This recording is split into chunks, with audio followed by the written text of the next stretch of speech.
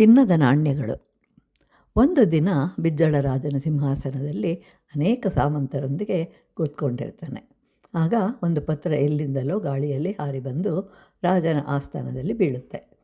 ರಾಜನು ಕುತೂಹಲದಿಂದ ಆ ಪತ್ರವನ್ನು ಕೈಗೆ ತೆಗೆದುಕೊಂಡು ಓದಲು ಪ್ರಯತ್ನ ಮಾಡ್ತಾನೆ. ಆದರೆ ಸಾಧ್ಯವಾಗಲಿಲ್ಲ. ಆಗ ಸಭೆಯಲ್ಲಿದ್ದವರೆಲ್ಲರನ್ನೂ ಕೇಳ್ತಾನೆ. ಆದರೆ ಯಾರಿಗೂ ಸಾಧ್ಯವಾಗಲಿಲ್ಲ. ಕೊನೆಗೆ ರಾಜನು ಭಟರನ್ನು ಕಳುಹಿಸಿ ಬಸವಣ್ಣನವರನ್ನು ಕರೆತರಲು ಹೇಳ್ತಾರೆ. ಬಸವಣ್ಣನಿಗೆ ಆ ಪತ್ರವನ್ನು ತೋರಿಸ್ತಾರೆ. ಇಲ್ಲಿ ಯಾರಿಗೂ ಈ ಭಾಷೆ ಯಾವುದು ಅಂತೇಳಿ ಗೊತ್ತಿಲ್ಲ ಅಂತ ಹೇಳ್ತಾರೆ. ಬಸವಣ್ಣನವರು ಪತ್ರವನ್ನು ನೋಡ್ತಾರೆ. ಮಹಾರಾಜರೇ, ಇದು ಪಾಲಿ ಭಾಷೆಯಲ್ಲಿ ಬರೆದಿರುವರು.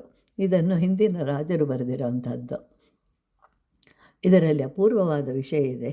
ನೀವು ಕುಳಿತಿರುವ ಸಿಂಹಾಸನದ ಕೆಳಗೆ ನಿಧಿ ಇದೆ.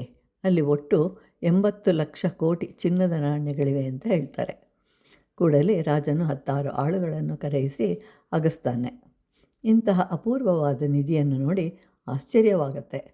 ಬಸವಣ್ಣನ ದಯೆಯಿಂದ ಇದು ನನಗೆ ಸಿಕ್ಕಿದೆ, ಆದ್ದರಿಂದ ಇದರಲ್ಲಿ ಅರ್ಧ ಸಂಪತ್ತು ಬಸವಣ್ಣನವರಿಗೆ ಸೇರಬೇಕು ಅಂತ ಹೇಳಿದಾಗ ಅವರು ಹೇಳ್ತಾರೆ, ನಾಣ್ಯವನ್ನು ಎರಕು ಮಾಡಿದರೆ ಬರುವ ಚಿನ್ನದ ಪುಡಿಯಲ್ಲಿರುವ ಒಂದು ಕಣ, ಸೀರೆಯಲ್ಲಿರುವ ಒಂದು ದಾರ, ಅನ್ನದಲ್ಲಿ ಒಂದು ಅಗಳು ಸಹ ನನಗೆ ಬೇಡ ಅಂತ ಹೇಳಿಬಿಡ್ತಾರೆ.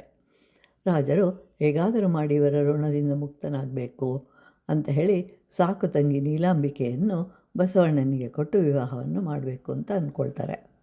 ಕಲ್ಯಾಣದಲ್ಲಿ ಬಹಳ ವಿಜೃಂಭಣೆಯಿಂದ ವಿವಾಹ ಮಹೋತ್ಸವ ನಡೆಯುತ್ತೆ. ಆದರೂ ರಾಜನಿಗೆ ಸಮಾಧಾನವಾಗಲಿಲ್ಲ.